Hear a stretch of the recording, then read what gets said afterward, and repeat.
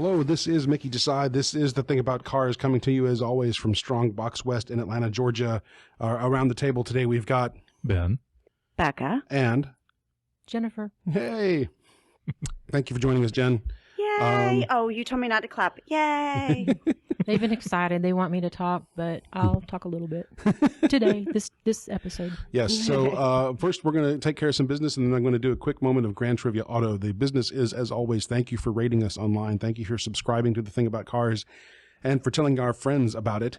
The ratings bit is helping us reach wider audiences. The more of that online feedback we get, the more we will appear in searches and can have more fun with more people. So thank you for leaving us ratings on Apple Podcasts and Spotify. That means a big, great deal to us. And let's just do Grand Trivia Auto. Yeah. This is where we need that sound effect, that fanfare sound effect. I'm going to see if I can find something suitable. Maybe it should be like a car peeling out or something.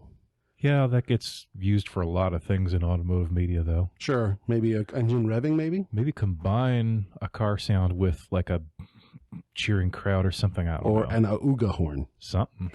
Wait, are we doing a sound effect for beginning or after? Just to set off the announcement of Grand Trivia Auto. What is that one that I'm thinking of? The one I think they call it fanfare or something that starts a race. Or... Fanfare. Kind of, yeah. Yeah.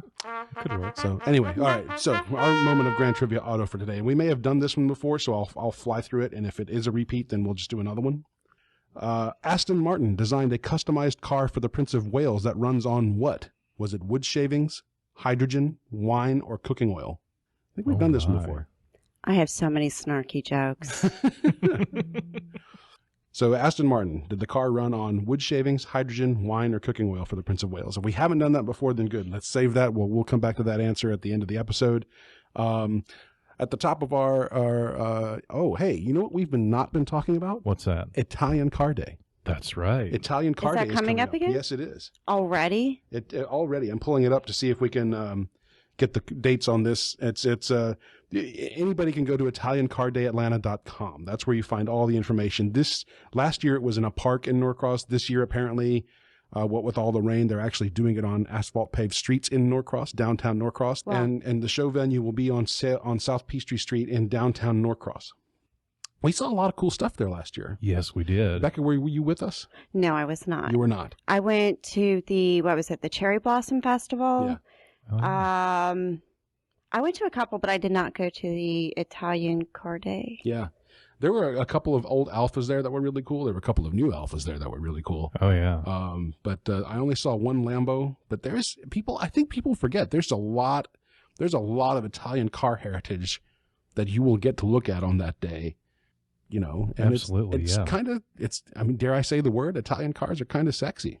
Oh, yeah. Guess it depends on what you find sexy. You know, little Fiat 500. Not sexy. Sorry, somebody out there loves that car and finds it sexy. I'm just saying my personal preference. Right. The 500L, maybe. No.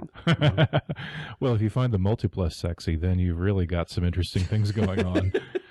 So I think I'm thinking we should be there again. I cannot personally confirm for myself yet, but I don't know if you're planning to go or not, Ben. So far, yeah. Yeah. I'm going to do everything I can in my power to be there. And if we can do that, then we should record an actual full episode at the show. That'd be fun. Like this, yeah. Like we do our table setup there, and there will simply be some ambient noise. Yeah. Which I'll have to learn how to filter out, but or at least minimize. If any Italian car owners who are going to be there are listening, and you're willing to let us drive your Italian car, that would be very nice. I'm going to need to get some weight off of me before I do that. You know, you never know. I took the boys, God, I think they were about 3 maybe, to one of the car shows at Oglethorpe, and some brave soul actually told my kids that they could climb in his Austin Healey. Ah. And I was like, no, you don't want to do that. They're going to climb in shoes first. They're going to be all over your, shoes all over seat and stuff. I don't care. Yeah. Thing 1 and thing 2. They had shirts that said that. They also had little barcodes that said package 1 of 2 and, all the twin jokes in there. But brave soul. So you never know. There might be somebody willing to let you drive it around the parking lot or something. You never know. Maybe, I don't know if we can do it that day because there'll be a lot of other cars around. Right. But yeah, we would Doesn't love to have make to be those that connections. day. Yeah. No. At some point. So anyway, Italian Car Day. That's the one thing we keep forgetting to talk about. Ben, you've been working on the Lotus. Yes, I have. Let's do a quick update. Yeah, well, we've been on hiatus for a little while, and so some things have happened in that time. I did a couple of engine run tests. Those were kind of interesting. The first time it would not start and just, not even cough or sputter or anything, and I was getting pretty frustrated by that. I found that there was a problem with the fuel pump. It was actually leaking, so order new fuel pump, stick that in there.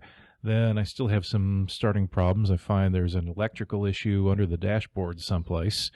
I had to pull out the seat and steering wheel to have enough room to crawl under there and get that fixed. So then I fixed that, and the thing pretty much fired right up.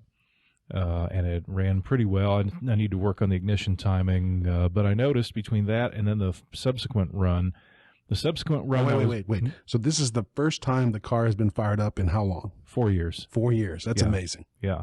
It was a solidly designed engine. I'm not really surprised that it, started so easily.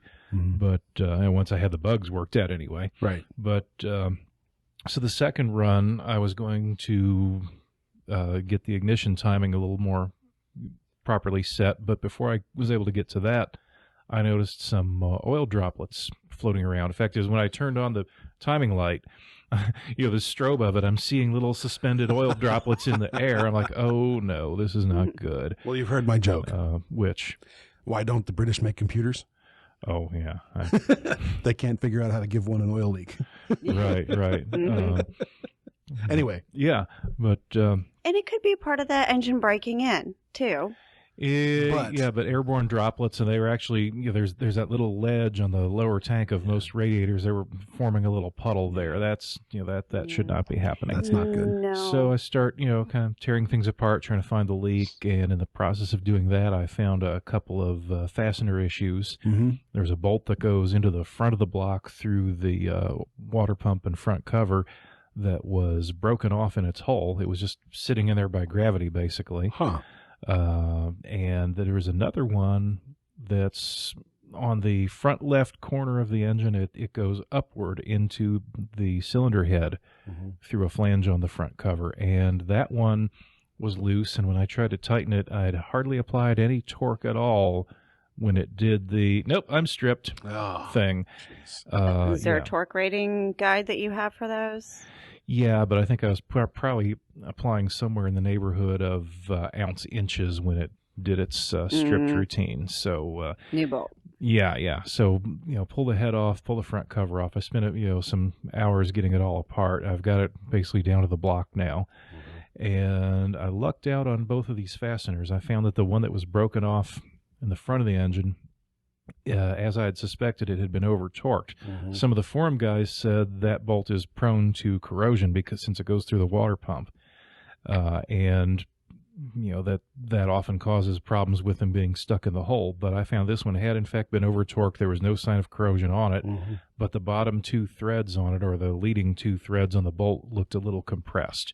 So it had bottomed out in the hole, and somebody kept trying and snapped it. The other one, the one in the head, I got lucky with because I found that the threads in the head, only the outer two threads were damaged because someone had put a way too short bolt in the hole. So I can clean up those outer ones with a tap and use a longer bolt and be A-okay. So now I just have to put it all back together. Of course, in the process of taking it apart, I found that all but one of the valve clearances were incorrect. Oh.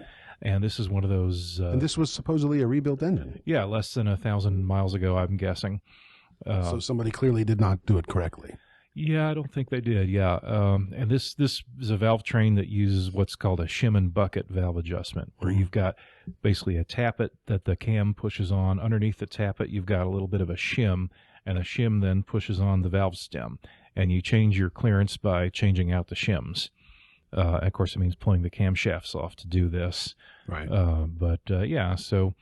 So all the gaskets and shims and head bolts and everything, I've got a big box of parts coming this week that I still haven't looked at what the impact on my credit card bill for that's going to be, but it's got to be done. And you'll end up with an oil leak-free engine at the end of I this. hope, because I never did positively identify the source of the leak. I think it may have been on the crank pulley. Yeah.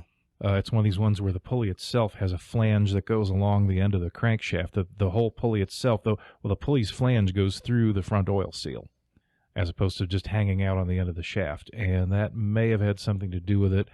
I believe the bolt bore in the end of the crankshaft has oil behind it, and you can get leaks around the bolt. I never did positively figure out where it's coming from, but everything's going to be freshly sealed. Yeah. And also, while it's apart, I'm going to attempt to change the oil pump from a cartridge type filter to a spin-on type filter. This is an old English Ford engine. Originally had, it has an oil pump that hangs off the side of the engine like a lot of old engines do. Originally it had a caster type filter. You got a bolt on top of the pump, you loosen that, you pull a metal housing off the bottom, and there's a filter element inside that.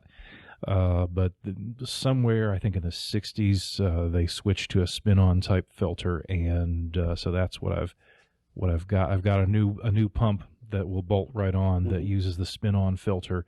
Only thing is I have to undo the engine mounts, with the engine on a jack and nudge it over a little bit to have enough frame clearance to get the pump in and out, because it's got a shaft that sticks into the engine about 2.5 inches and gears. Yeah, gears into a shaft, a auxiliary shaft in the engine. But, Progress. Yeah. Very cool. Thank you for the Lotus update. Oh, yeah. Let's visit your auto advocate. So here we are with our segment called Your Auto Advocate, sitting here with Ray Shefska. He is our auto advocate. Ray's got 42 years in the business and is going to talk with us about all kinds of things that we may not, questions we may have about the car buying process in general. This time, I think, Ray, can we talk about dealer markup? Would that be okay? Sure, absolutely, Mickey. And dealer markup is both on new cars and used cars. I will tell you, from having done this as long as I have, that most people think that we're making, well, if we're selling a car that's $50,000, they think we're making $40,000. And I only wish that had truly been the profit margin in the cars, because I would have retired a long time ago. The margins typically run anywhere from 2 to about 12, maybe 14% on some cars when it comes to new cars. So the lower the MSRP, or manufacturer's suggested retail price on the car, the lower the margin is going to be in the car. For example, if the car has an MSRP of $15,000, it might have a 2% margin, which means there's $300 profit built into the car. Now, I know that you have people listening to this and they go, oh, come on, the dealer's making more than $300. Well, yeah, but there's other ways to make money, and it's not necessarily from selling a new car. Truth be told, most new car departments in most franchised car dealerships lose money. That's not where dealers make their profit. They make their profit from used car sales, financing, and from parts and service. But the new car department, and when you're the new car manager, as I had been any number of times, and you're the new car manager of a department that loses money month in and month out, year in and year out, it frustrates you just a tad, but it is what it is. The market's kind of set everything up that way. Now, when it comes to used cars, I will tell you this, there's an old saying in the car business: in the used cars, you make your money when you buy them. And what I mean by that is we all try to trade cars from our customers. And let's say the book value on a trade-in is $16,000. And we're going to try and trade the car for $14,500 or $15,000. And if we do succeed and trade it at $15,000, well, we have at least $1,000 profit built in, because we know we can take it to an auction and sell it there and make money that way. We don't, or when I was in the business, the dealerships didn't necessarily price their used cars based on what they owned it for. As we got more involved in things, it was based on what they're worth. There was a time when I first started that we did it in the reverse. If we owned it for $10,000 and we wanted to make $2,000, we'd mark it up to $11,999, and we just work that way. In today's world, because of all the information we have, access to all the auction reports and everything that goes on, we can see what true market value is for cars. So if we trade a car that's for $15,000, but they're consistently selling for $18,900, it's going to be priced at $18,900, not $17,900 or $16,900. So everything is based on what true market conditions are, market values for cars are. Dealers, typically the average gross profit on pre-owned cars today is probably $2,500 to $3,000. And then they look to make money on the financing side of things, and then ultimately on parts and service when you bring the car in for parts and service. And people always seem surprised when I tell them that they should look at a car dealership as being more like a bank than an actual car store. But it's true. People really believe that they're making thousands upon thousands of dollars for every new car sold, and it's not so. I mean, from all the time I've done it. Now, that's not to say that there aren't dealerships that make a lot of money. There are. But truth be told, most dealerships, when everything is all said and done, earn about $0.015 to 2 cents for every dollar that they take in. Car dealerships are a lot like grocery stores. It all depends. Everything's dependent upon volume. You have to do millions and millions and millions of dollars in sales in order for enough of it to fall to the bottom line at the end. But I've also worked in public groups where, stores were making $750,000 a month in net profit. But those are big stores. Sure. Could you share some of your stories about what some of the craziest dealer markup stories might have been over the years? Oh gosh. When I was a sales manager, I used to run programs for my salespeople, and I would give them spiffs for convincing me to take the stupidest deal of the week, which was the deal that made the least amount of money. And then there were spiffs for the deals that made the most amount of money. And I do know of a dealership that was in one of the groups that I worked for that literally on one of the used cars they sold, the gross profit was somewhere between $75,000 and $80,000. What? Yes, it doesn't happen often. Wow. But when it does happen, you take a nice long vacation afterwards. Yeah. Honey, I wish that happened more frequently, but that was the biggest gross profit that I remember on any of the deals. Yeah. But it was a very specialized car. And yeah. That's why it was that way. I mean, but the typical gross, like I said, is about $2,500. I do remember taking deals and having to pay people when I lost $1,500, $2,000 on a car deal in order to make a deal. And then I'd still pay the salesperson a spiff for having convinced me against my better judgment to take that. Well, and we mentioned this briefly last time, but why has the car buying process turned into what seems like such an arduous thing? I don't know that it's turned into it. I think it's always been that way.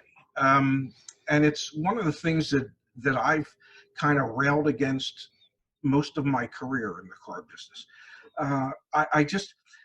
I've never been able to understand why the price of the car isn't the price of the car. And what I mean by that is if you see an ad at Target for something, and there's a Target 1.5 miles from your house, and you're going to go to that Target. You're not going to go to the Target 30 miles away because you're hoping it's cheaper at that Target. Right. It should be the same price, and it should be that way for cars. Right. And for whatever reason, it's not. It's everybody's factored in that, well, we're better negotiators than the customers are. So that we can make more profit that way. And I think ultimately the direction of the car business will go more and more to what we call negotiation-free selling. The price is the price. Everybody pays the same price. Good negotiator or bad negotiator, everybody's paying the same price. And that's the way it really should be. There's no reason that those who can afford to pay the least pay the most, and those who can afford to pay the most pay the least. There's something wrong in that type of system. Yeah. That's just my personal opinion. I agree, and thank you for that. We will definitely be talking about this more in a future segment. Ray, again, how do people find you? How do people find your blog? Well, they would go to yourautoadvocate.com. Yourautoadvocate.com, get you to our website, get you to me, get you to some of the finest videos known to man. You get to know me up close and personal. I look forward to having some of our folks join us. Thank you, Ray. Thanks for your time. And thanks to the listener. We'll get back to Ray for another Your Auto Advocate segment in about a week. So I have a question for you guys, and then I want to do a couple items of user mail, listener mail. Have you ever in your life heard of anyone getting a ticket for failure to signal a lane change? Yes. You have? Yes.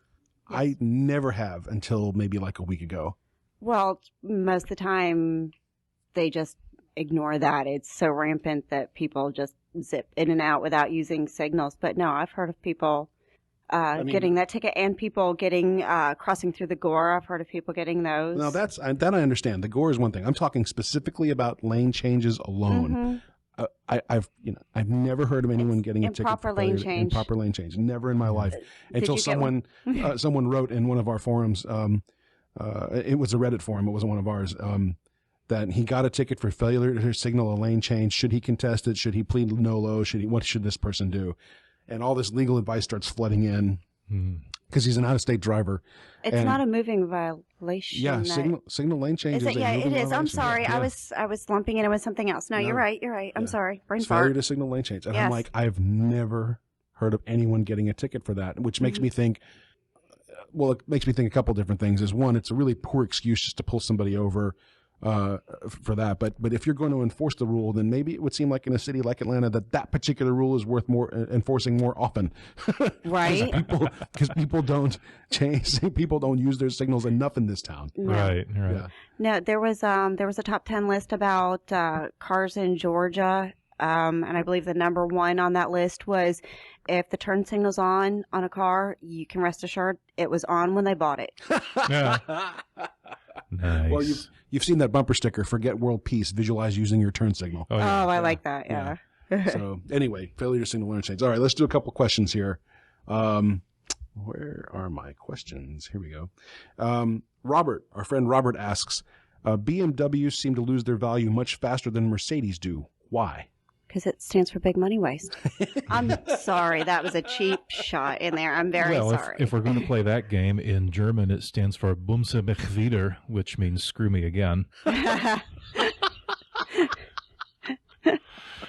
have never heard that. Or bring my wallet, or whatever. But well, I mean, I've heard that in BMWs and Mercedes both, the reason that they lose their value so quickly in general, and not just in comparison to each other, is because both car companies have started to produce cars that are plagued with electrical problems and are using more components in their engines that are made with plastic next to metal, and that always wears out faster. Yeah, always about. I think also what's the word I want to use? The buyers of the cars may be part of the reason as well, because Mercedes has a very refined luxury image. Or BMW, on the other hand, makes these M models and things like that. They seem to have a broader appeal, which means they're going to get into a lot more hands, a lot more aftermarket. You have a lot of boy racer types who love to have an M, and I think all of that kind of brings down the overall cachet. You don't suppose to that degree that if it is a broader market out of BMW, that it is a supply and demand thing, that maybe there simply are more BMWs out there? That could be too. Compared to the Mercedes market? It's not as big a company, but maybe. Yeah, that's a good question. So let's turn this one over to our listeners. If you have an answer for our friend Robert, can you help us definitively say why BMWs seem to lose their value much faster than Mercedes? I think there might be some extra digging to find that answer. And it's too bad Ronnie's not here, because I know he would have some choice words about it. Yeah. Yeah. Where is Ronnie? I think he's doing a TV show. Oh, boy. He's hanging out with Kevin Hart, I think. Oh, boy. Something like that. All right. We have one more listener question, but we'll save that for the other episode. We're going to record another episode today, so we'll save that for the next one. Oh, our list. Yes. We've got dash cam. Dash cams and Fix-A-Flat. Let's talk about dash cams. Did we already do power steering? Yeah, we did. We did? We're about to. Yeah. That's what's going to come up in the next episode. Okay. So on my own Facebook page, I simply asked if you'd ever installed a dash cam on your car. And so I'm going to ask the listener now, do you have a dash cam? Do you like it or not? Please write to us or send something to us via our Facebook page in particular, because I would like to know more about what you're using, if you've ever had a problem with it overheating, things like that. Ooh. Yeah, well, when I started doing research in dash cams, apparently one of the considerations for especially southern states is that you can't keep your dash cam in a hot car. It'll kill the camera. In the car or in the front windshield? Both. Because mine falls out of the front windshield anyways when the Right. suction cup gets too hot. All right, so mine's taped. Mine's adhesed to the actual windshield, and you can actually remove it, which I plan to do during the hot days. But there was a ratings that said these are the cameras that seem to tolerate heat better than others, and I simply purchased one of those. But I asked just amongst my Facebook friends if they had a dash cam, and a lot of people said they had.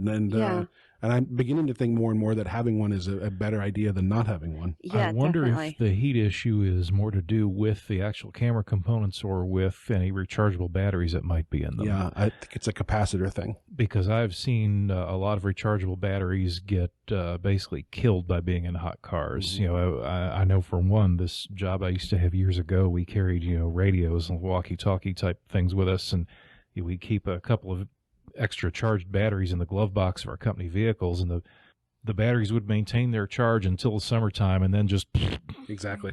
nothing.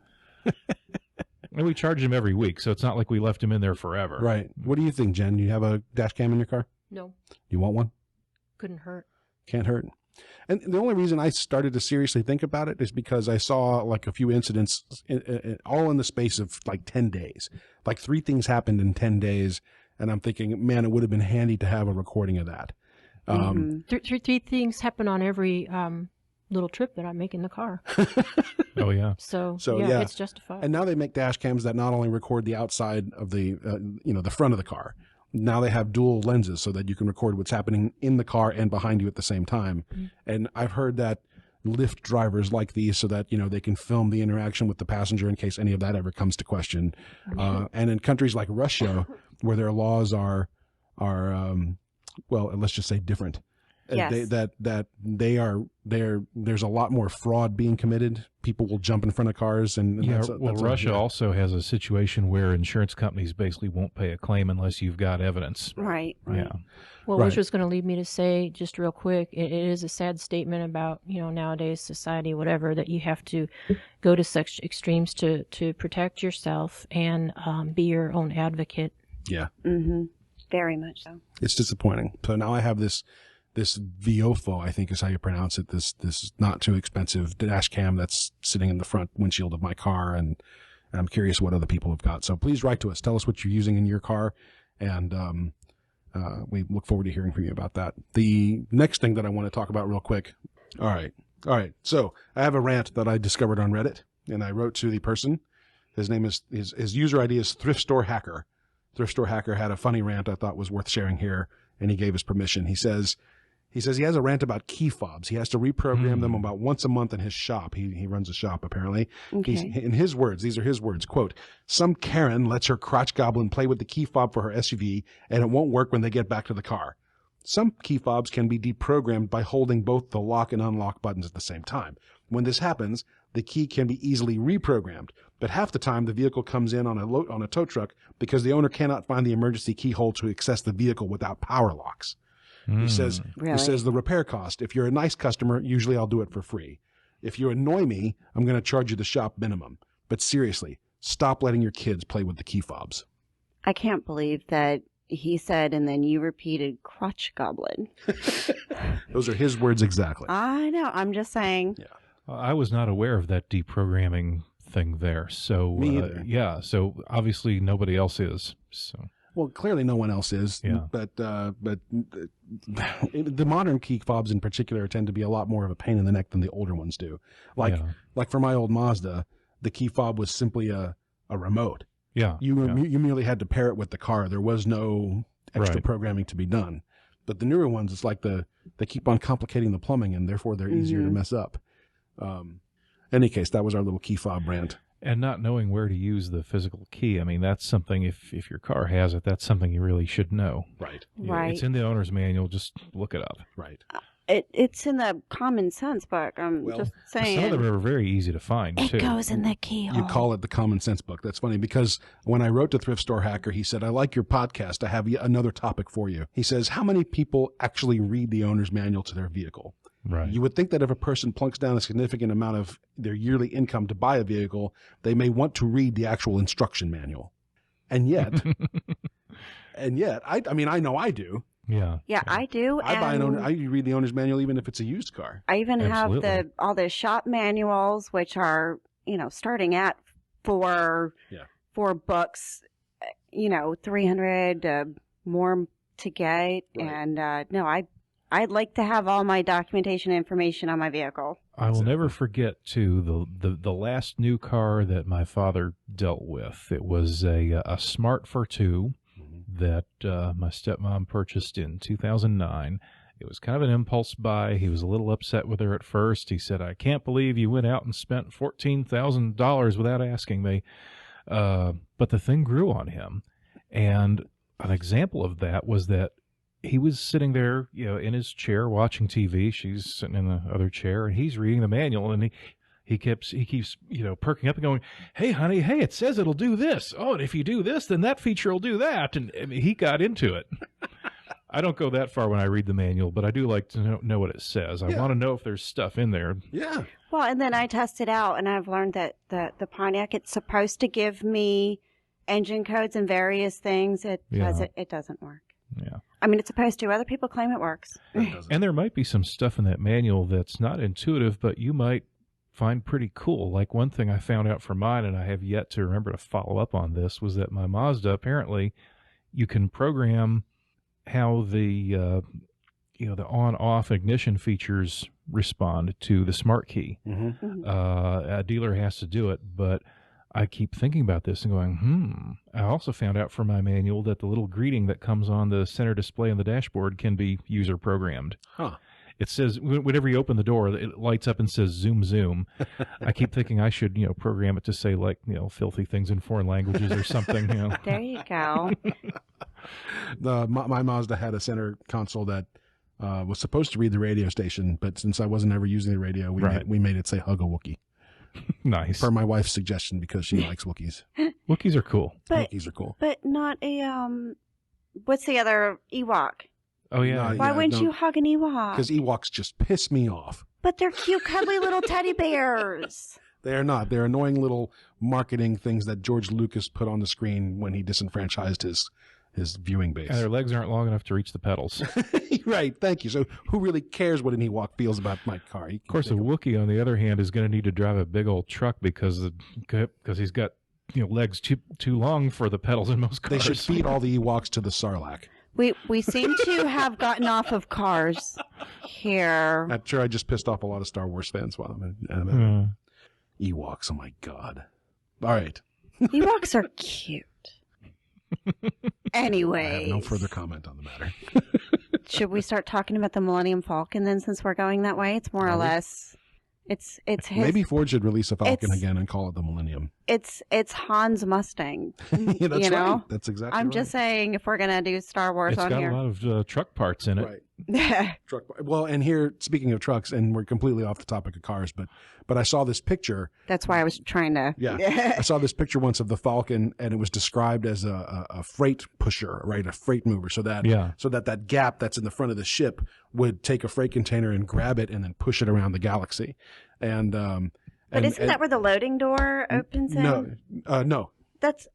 No, it's not. It's on the side. It's been a while since I watched. In other words, it's an outer space semi-truck. It's an outer space semi-truck. That's what I saw. Yeah. And then I posted that. I'm like, this makes so much sense. This is the reason why when it's flying around Deadhead, it's so fast, because it doesn't have to push all that cargo weight. And someone's like, no, that's not canon. So it turns out that trucking idea of the semi version, that in fact is completely false, that the Falcon was simply ever just its own little cargo ship, and that was it. Yeah, well, it was to get really off of cars. The reason it's round with a cockpit sticking off the side was because George Lucas wanted it to resemble a hamburger, and the side cockpit was supposed to be an olive on a toothpick. George Lucas. Well, if we're going to talk about outer space stuff, then I have to mention Firefly, by the way. Well, let's do that. Can it be done in 2 minutes? That was already done. Oh, okay, that was it. Mentioned Firefly. But she was a cargo ship. She was a cargo ship. The answer to our Grand Trivia Auto question. Way off. The question was, Aston Martin designed a customized car for the Prince of Wales that runs on blank. Was it wood shavings, cooking oil, wine, or hydrogen? I thought bacon fat was one of the... No, not bacon fat. Just wood shavings, cooking oil, hydrogen, or wine. What do you think, Jen? Take a guess. Blind guess. I'm going to go with wood shavings and may be wrong. Wood shavings. They all seem like plausible answers. I'm going to say it runs on a whole lot of... They make me bleep stuff out. Hey, we've gotten away with it in the past. I don't know. Yeah, there. What was it? What was the answer? Okay, what were my options? Wine, Wood cooking shavings. Oil, wood shavings, and what was the fourth one? Hydrogen. Yeah, I ought to say wine just because I'll stick with wine if I have to go with one of those four. Ben. I'm going to guess hydrogen. Hydrogen. Okay. Any reasons? Well, because some of the answers seem kind of low-tech and archaic, and some of the answers, like hydrogen, seems potentially a little more high-tech, and since we don't know the era in which this happened... Well, they're still trying to work out the bugs of how much power does it take to split them to get power into the car. Well, but the bottom line is you can burn the hydrogen pretty easily. Yes. All the others are a little more effort and don't produce terribly much high performance, which is something that Aston Martin's known for. I have seen a wood-powered car. It depends on how crappy the wine is. There was a wood smoke-powered BMW motorcycle in World War II. Okay. So the answer. Prince Charles's Aston Martin Volante was customized to run on wine after he demanded its makers find an alternative fuel to petrol. Quote, they discovered they could run it on surplus English white wine, Charles explained. The engineers at Aston said, oh, it'll ruin the whole thing. And Charles said, well, I won't drive it then. So they got on with it, and now they admit that it runs better, that it is more powerful on wine than it is on actual fuel, petrol, that is. And Prince Charles adds that it smells delicious as you're driving along. Petrol is just fuel gas, yeah. Yeah, but if that's like wine as it comes true. out the bottle, then it's still 80-some% water, so I'm a little dubious about this. I'm wondering. Do you know how much gas has water in it nowadays? Well, how flammable does an alcohol have to be? Like, what's the proof of that have to be before it actually combusts and can turn the rest into steam? Well, having done some experiments back in the old days, way back when I was in the Army, somebody discovered that the 151 proof rum would actually flame in the glass if you lit it. But even at 151, which is roughly 75% alcohol, it was just kind of a little pale flame on the surface. So even being 25% water is not good for combustion. And fuel is not automatically petrol. Anything that you're burning is fuel. Right.